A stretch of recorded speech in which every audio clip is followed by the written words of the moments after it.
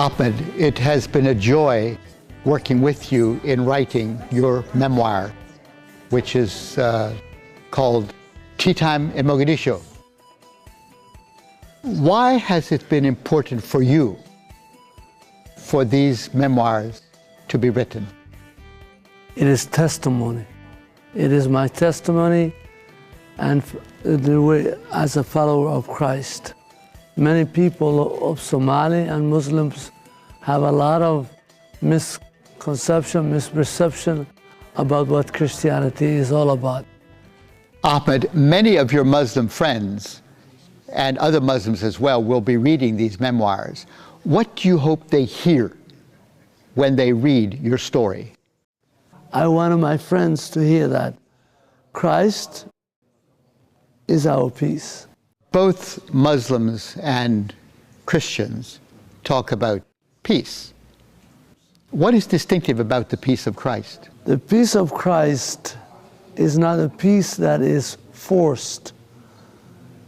It's a peace that comes through suffering. Ahmed, as a Christian, I have been very moved reading your story. What is it that you hope that I, as a Christian, or other Christians, will receive from your story? My answer to friends and people who don't know even about me, that the gospel of Christ is a gospel of suffering. It is not things that are easy going. I go to church on Sunday and that's it. But rather, Christ, if you want to follow, you must take up your cross. And therefore, through that, you bring a peace to the nations. So that's what you mean when you say that you are an ambassador of the peace of Christ within the world of Islam. What I'm talking about is that we are all, as the Bible says, we are all ambassadors of Jesus. And that's a very Somali. When people come to you, you have to be given hospitality. Hospitality is a part of peacemaking. That is interesting.